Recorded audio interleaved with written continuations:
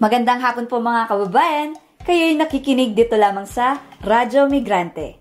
Ako po si Waynes, kasama nyo sa kwentuhan at sa pagseserbisyo sa bayan. Kung na-notice nyo po na iba ang sound ng aming episode today, yun po ay dahil ang Radyo Migrante ay on the road right now. Kami po ay nasa Ottawa kasama si Ems at si Jazz. Umattend po tayo ng Pinoy's on Parliament para makapanayam ang mga kabataan mula sa iba't ibang panig ng mundo. Yun po ang dahilan ko bakit iba po ang sound ng aming episode today. Tama, and hello, good afternoon, good morning, and evening. Kahit saan man po kayo nakikinig today, salamat sa pag-tune in and super thankful po kami that you get to spend a whole hour with us. Samahan nyo kami sa ating episode 49 ngayong February 25, 2024 at ating alamin ang patungkol sa EDSA People Power of 1986 at ang koneksyon nito sa kasalukuyang itinutulak na charter change ng Marcos Jr. government. So today, we'll talk about this week's top news dito sa Canada at sa Pilipinas at mapapakinggan din natin ang awit by Jim Paredes.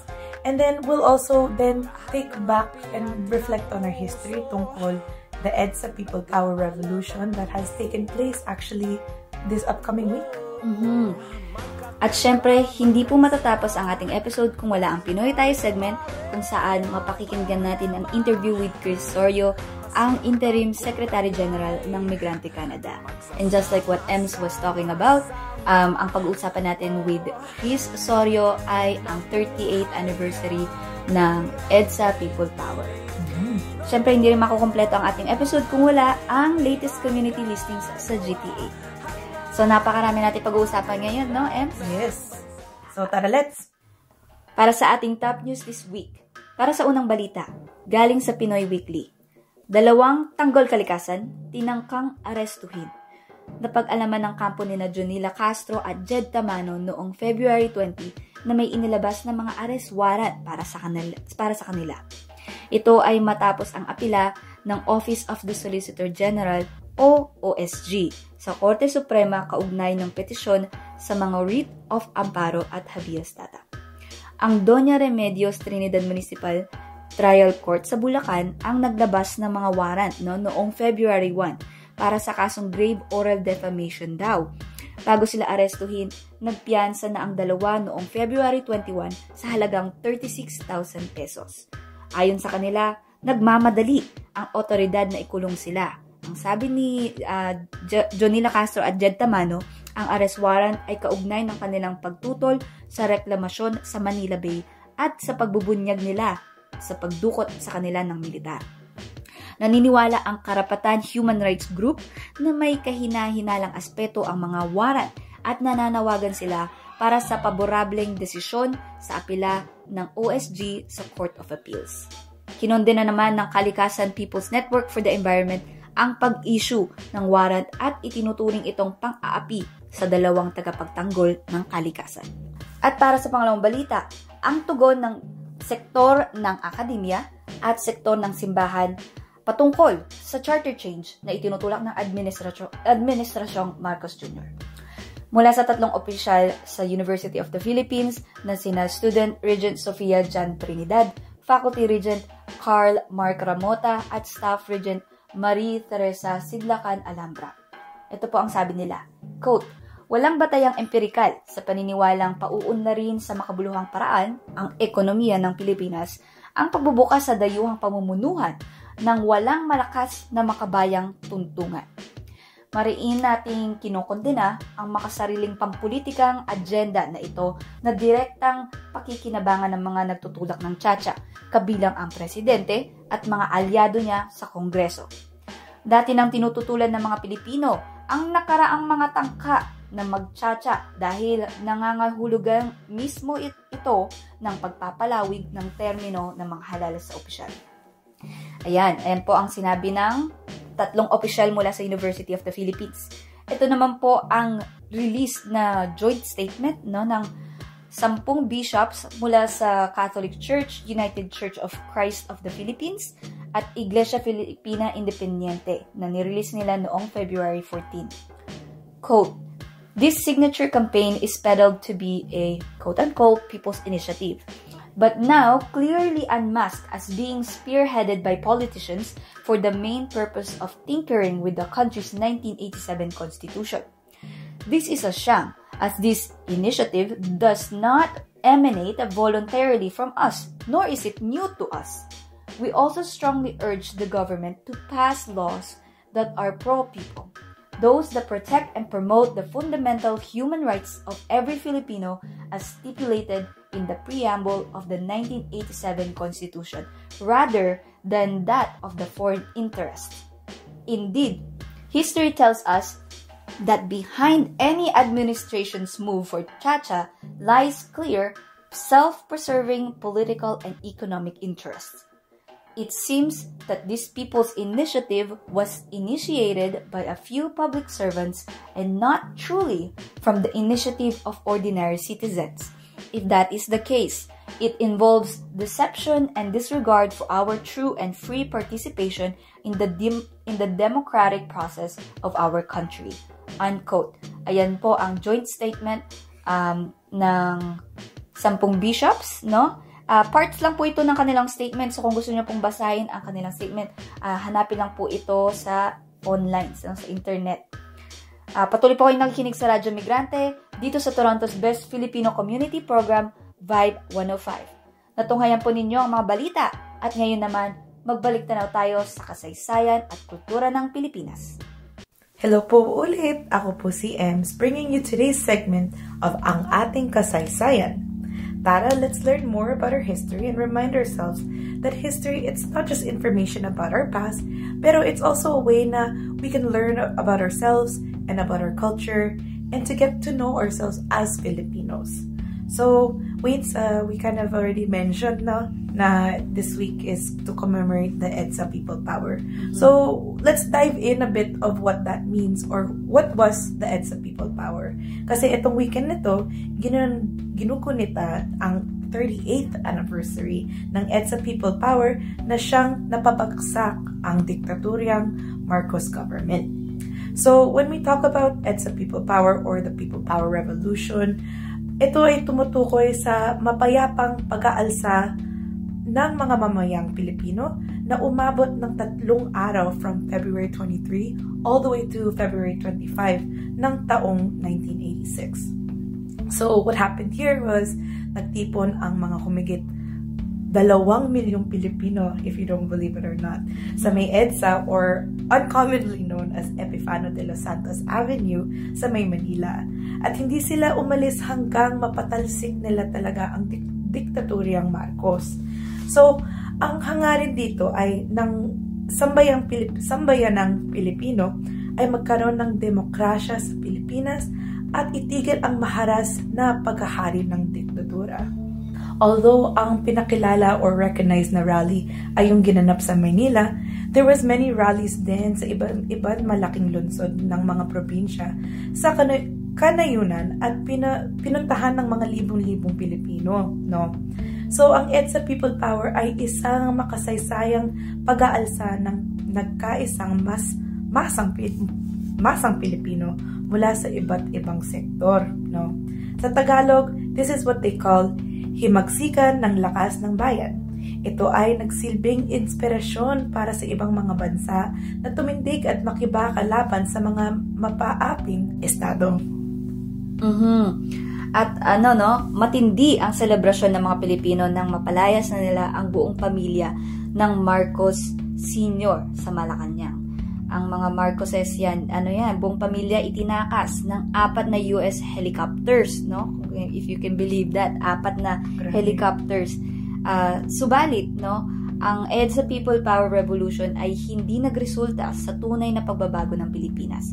Sa katunayan, marami ang nagsasabing walang pinagbago kahit nang mapaupo si Cory Aquino bilang bagong presidente. So, yung pangalang, yung original, no, yung unang tawag sa kanya na EDSA People Power Revolution ay talagang was put into question. Kung revolution ba talaga, kung wala namang nakitang pagbabago, in the end. Ang makapangyarihang mga pamilya, makikita natin, at yung mga korporasyon at mga panginoong may lupa o tinatawag na landlord, sila pa rin yung nakikita nating naghahari ng Pilipinas at nakikinabang sa yaman ng mga itinatrabaho ng manggagawang Pilipino at mga magsasaka. Marami pa rin ang naghihirap sa Pilipinas at napapwersang magtrabaho sa ibang bansa dahil sa kakulangan ng nakabubuhay na sahod sa Pilipinas. So yan yung connection niya, no, sa ating mga malaking populasyon ng diaspora sa ibang bansa. So ayan ang connection ng current na sitwasyon sa Pilipinas. At nakikita rin natin na hanggang ngayon matindi pa rin ang panunupil sa mga kritikong boses, mga aktivista, mga community organizers, lawyers, pati mga teachers, at pati na rin sa media. Bakit nga ba walang pinagbago? No, makikita natin kasi na ang EDSA People Power, nag-focus siya talaga sa pagpapalit ng presidente. Ngunit ang sistemang korap ay nananatili pa rin. Walang tunay na pagbabago sa sistema at na nagpalit lamang, no, ng mukha ang nakaupo sa trono ng nasa Malacanang. Very good points, Wayne. And gayon pa man, taong-taon ginugunita ang EDSA People Power dahil ipinakita talaga ang tunay na lakas ng kolektibong pagkilos ng sambayan Pilipino at ipinakita din, no, ang kung paano magkaugnay ang ugat ng problema ng iba't ibang sektor. So dito natin talaga nakikita ang lakas ng nagkakaisang Pilipino na kayang patumbahin ang isang mapang-api at magpasamantalang gobyerno. And that concludes ang ating kasaysayan for this week. And I hope you all learned something new. If you learned something new or want to reiterate or share something, share nyo lang sa aming Facebook page. Hanapin lang ang Radyo Migrante and join us again para next week for more pag-aaral ng ating history and culture. Patuloy po ay nakikinig sa Radyo Migrante dito sa Toronto's Best Filipino Community Program, Vibe 105. Maraming salamat, Ems. At para sa susunod na segment, lumubog tayo sa ating kulturang Pilipino. Nais nyo bang makadiskubre ng mga makabuluhang kanta at tula mula sa iba't ibang musikero at makata? Ang segment na ito ay magsisilbing espasyo para sa iba't ibang pagtatanghal ng mga talento ng ating kababayang Pilipino. Sa ngayong linggo, ang pakikinggan natin ay ang isang kanta, no, na isinulat ni Jim Paredes. Miyembro siya ng Apo Hiking Society. Ang kanta ay pinamagatang Handog ng Pilipino sa Mundo. In English, ito ay The Gift of the Filipinos to the World. Si Jim Paredes ang sumulat ng kantang ito noong 1986. At sinulat niya to para gunitain yung EDSA People Power Uprising. Ngayon, ang pakinggan natin yung 2023 version na nirelease siya last year, no, to commemorate the 37th anniversary of EDSA People Power. And itong 2023 version, ay mapapakinggan natin ang mga magagandang boses na Bituin Escalante, Wow. Celeste Legazpi, and Boboy Garavillo, Noel Cabangon, Pinky Marquez, Lea Navarro, Bayang Barrios, Magalona Siblings, sila Elmo and Arkin, at marami pang iba. This year, we're commemorating the 38th anniversary of the People Power 1. Kaya tara, pakinggan natin ang kantang Handog ng Pilipino sa Mundo.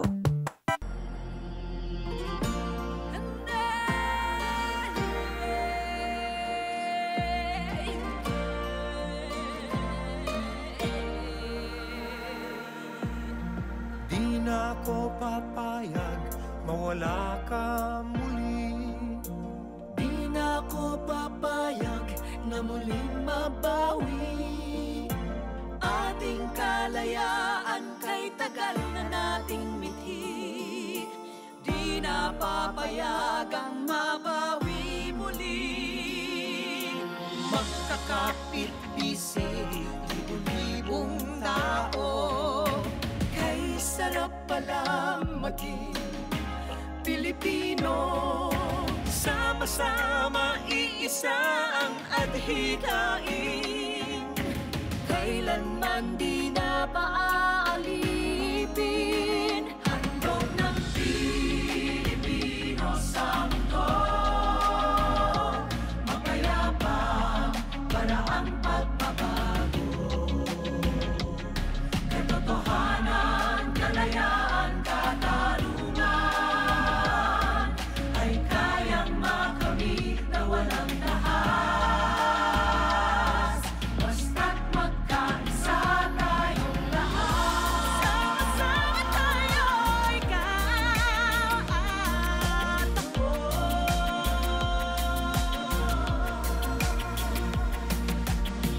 pagmasdan ang nagaganap sa aming bayan.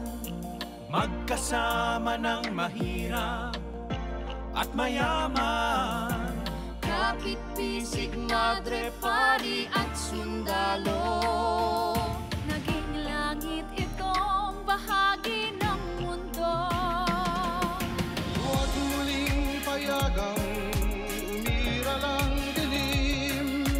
Tinig ng bawat tao'y bigyan ng pansin. Magkakapatid lahat sa Panginoon. Ito'y lagi nating tatandaan.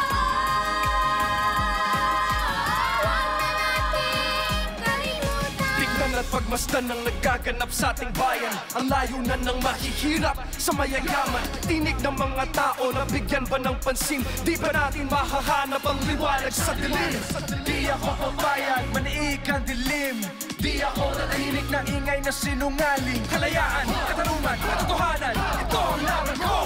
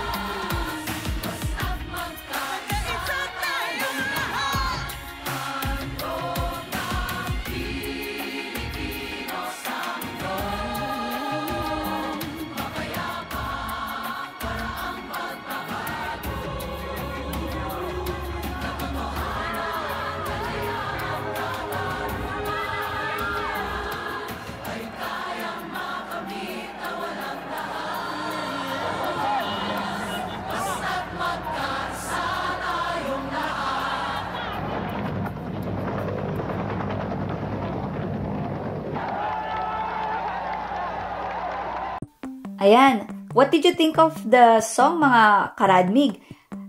Message nyo lang kami sa aming Facebook to let us know. Muli, ako si Waynes, lagi nyong maaasahan na maghahandog ng makabuluhang musika, tula at marami pang iba na nagdidiwang ng kulturang Pilipino. Patuloy po ay nakikinig sa Radyo Migrante dito sa Toronto's Best Filipino Community Program, Vibe 105. Huwag kayong alis, mga kababayan. Makakasama natin si Chris Sorio, ang Interim Secretary General of Migrante Canada.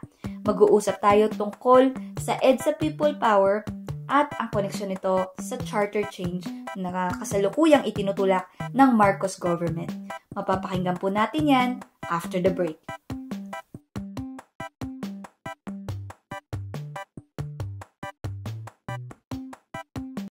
Ayan, ako po ang inyong host, si Waynes, para sa ating Pinoy Tayo segment o Pinoy Talakayan at Usapan. Dito natin mapakikinggan ang talambuhay ng ating mga kababayan na migrant workers, international students at iba pa. Halin pakinggan natin ang fresh na perspectives ng ating mga kababayang Pilipino. Kasama natin ngayon si Christopher Sorio, kilala rin sa pangalang Perry, Interim Secretary General of Migrante Canada. Welcome po sa Radyo Migrante, Tito Perry. We're so happy to have you here with us today. Kung pwede lang po pakibati ang ating listeners at ipakilala nyo na rin po ang inyong sarili. Magandang araw sa inyong lahat. Masaya ako na muli akong naging bisita ng Migrante. Radyo Migrante. Kala ko nakalimutan na ako eh. Dati akong suki dyan eh. No, Welcome binabati back ko. po, Tito Ferry. Oo. Medyo parang comeback ng yeah. Batiin natin yung mga nakikinig.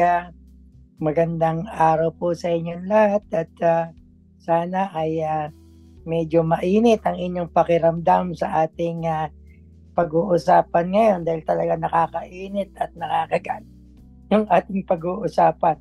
Kaya kaya anong sabi ron? Sit tight and relax. Ayun. Habang kayo'y nagkakape, ito ang ating pag-uusapan ngayong linggo, Tama. So, ang episode nitong linggo tungkol sa EDSA People Power Uprising na ginugunita tuwing February 22 to 25. Ngayong taon, ang ika-38 anibersaryo ng EDSA People Power. At syempre, ang usapang ito ay hindi maihihiwalay sa kasalukuyang pagtutulak ng Chacha by the Marcos government upang baguhin ang 1987 Constitution. Napag-usapan natin last week kung paanong ang mga dating presidente ay nagsubok na rin na ipasa ang Chacha during their terms. Tito Perry, ano ba ang pakay ng Marcos government at bakit nila ito itinutulak ngayon? Bakit nais nilang baguhin ang ating saligang batas? Ano ang mga gusto nilang baguhin at ano ang posisyon ng Migrante Canada sa isyong ito? Ayan, magandang balikan talaga yung sinasabi. Ano ang pakay ng Marcos government? Kasi ako, nakikita ko, halimbawa, sa umpisa ng People's Initiative, nagdi-deny pa si Bongbong Marcos Jr. na wala akong kinalaman dyan. Tahimik lang siya. At ang naituturo na pasimuno ng mga inisyatibang ito ay si Martin Romualdez, no? At unti-unti lumilitaw ang maliwanag yung kagustuhan ng Marcos ni Bongbong Marcos na ito ay maituloy, no? Ang diyan, ano ba talaga yung sinasabi nilang o ibinebenta nilang dahilan? Kung nga sinasabi na yun daw pagbabago ng charter ay makakatulong para muling buksan, buhayin ang ekonomiya ng mga Pilipino at kaya kailangan natin ng 100% ownership.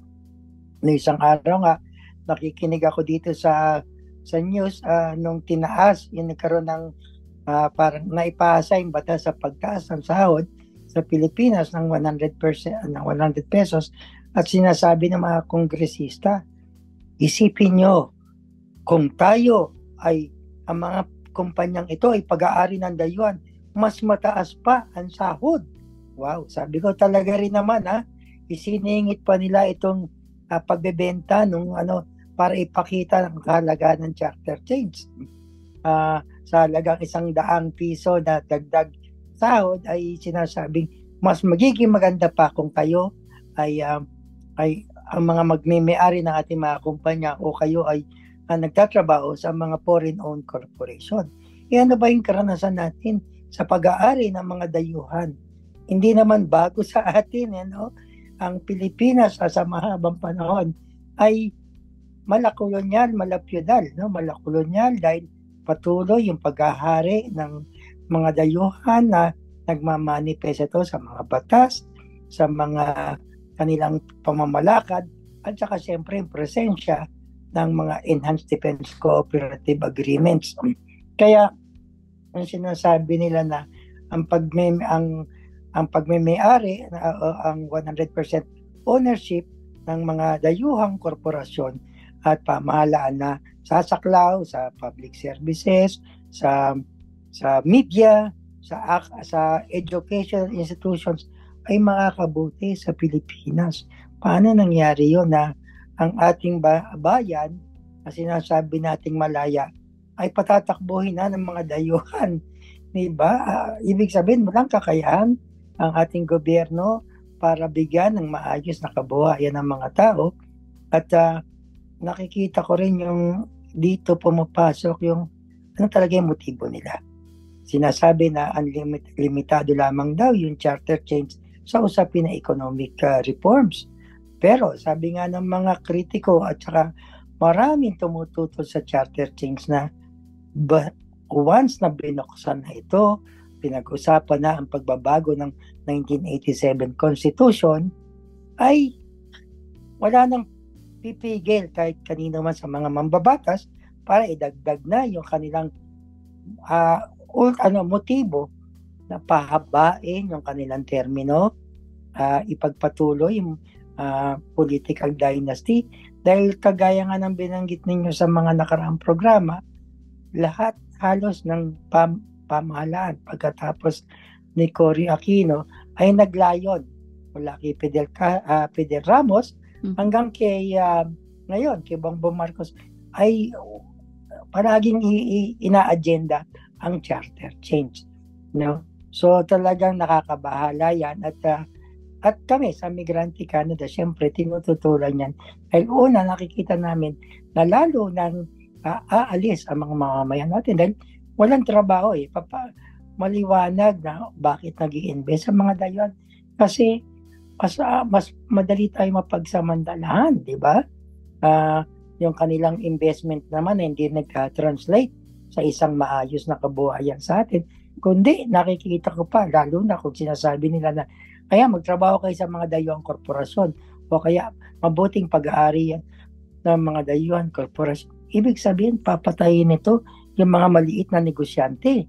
Di lalo na tayo mawawala ng pagkakataon mag-national industrialization at makapag-create ng jobs na talagang tutustos sa pangangailangan ng pamilya.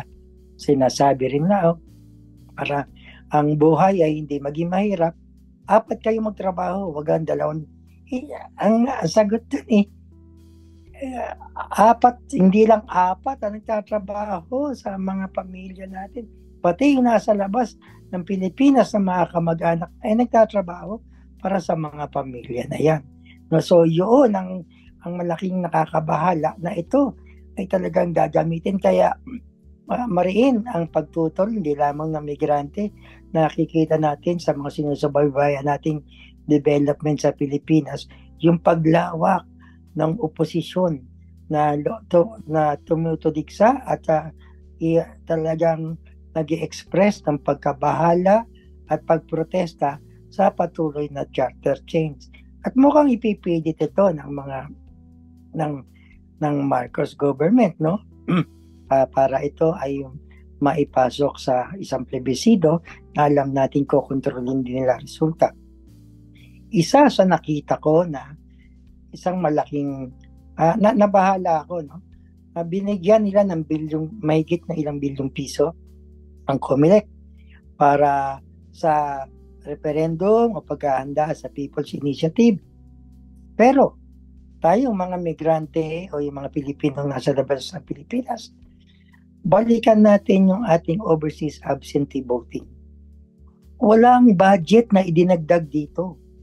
Dumadami yung Pilipinong nasa labas ng Pilipinas na halos hindi makakaboto. Dahil nga hindi ito active ang pinopromote. Nakita natin sa mga nagdaang eleksyon o ang disenfranchisement ng overseas Filipinos.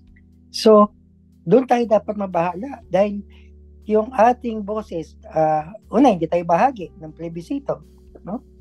Pero may impact yan sa atin dahil bakit sinasabi ko may impact? May impacted tayo nito dahil unang-una sa pagtindi ng krisis sa Pilipinas, yung pressure sa atin na magpadala pa o mag-remit pa ng pera ay malaking bagay, no?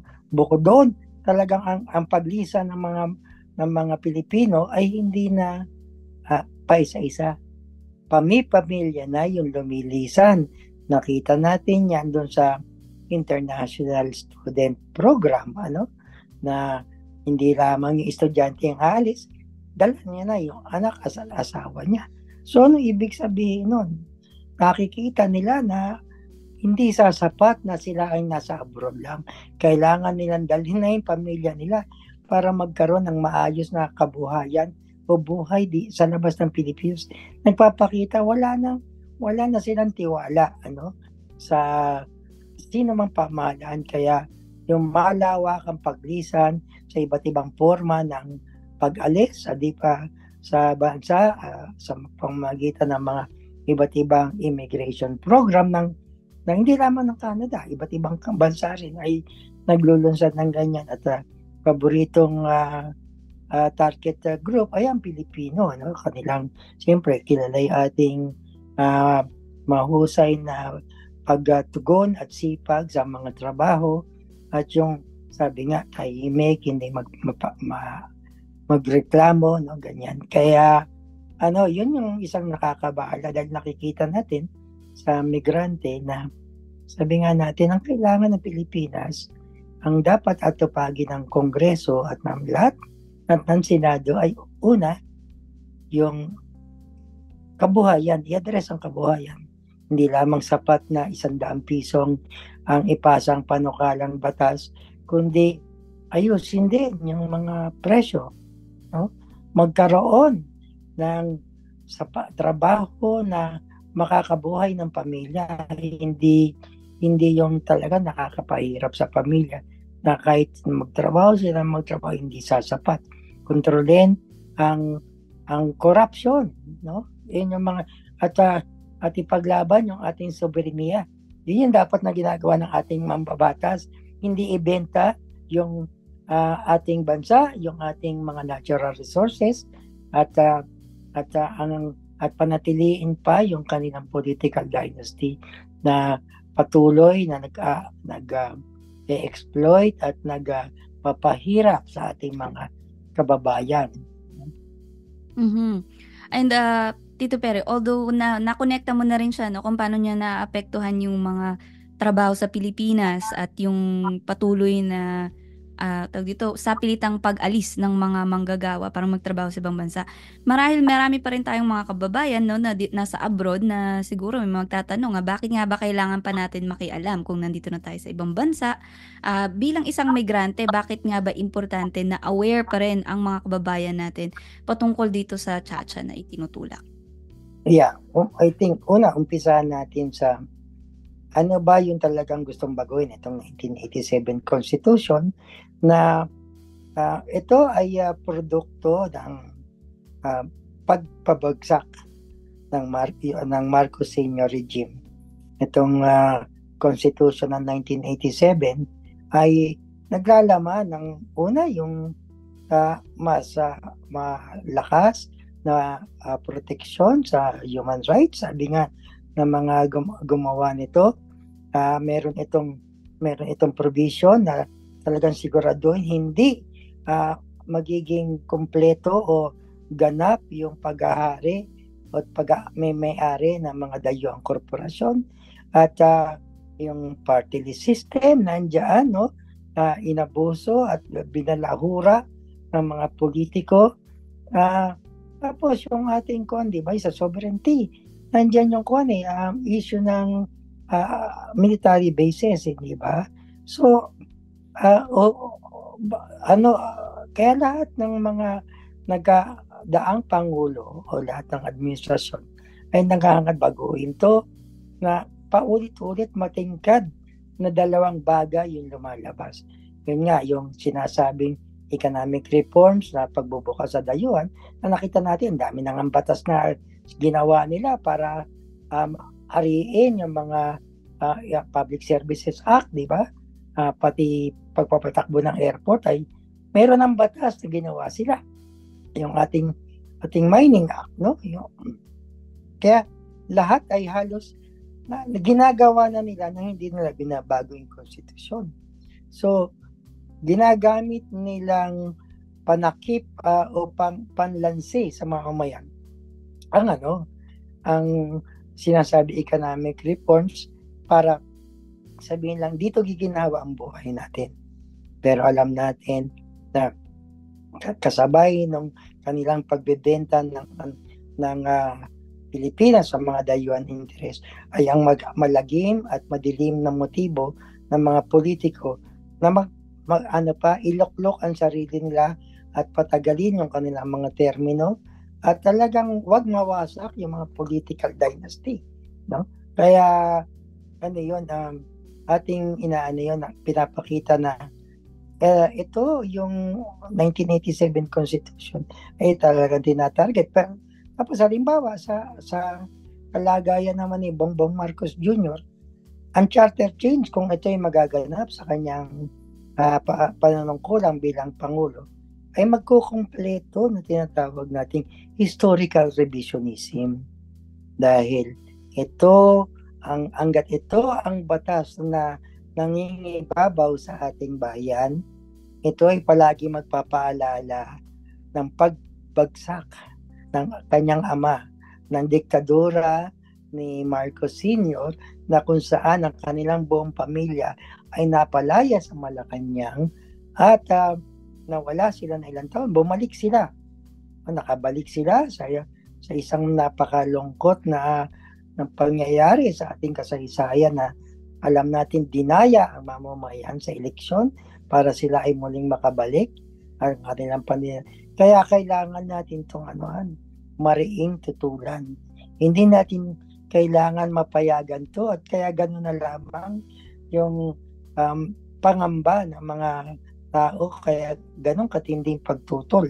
Hindi man tayo nanalo sa eleksyon, ay hindi na natin papayagan pa na makumpleto nila ng kanilang pahangarin na manatili ng mahabang panahon sa pwesto at patuloy na apihin, lukuhin at pagsamantala ng mamamayang Pilipino. Ano po ba ang mga panawagan ng Migrante Canada? Una, sa paggunita ng EDSA, sabi nga natin, baliktanawan ang EDSA, no? At hindi, at ang sabi natin ay ang tsa-tsa ay dapat tutulan, no? Mahalaga yun. Kaya sa pagbabaliktanaw, ano bang ibig sabihin nun?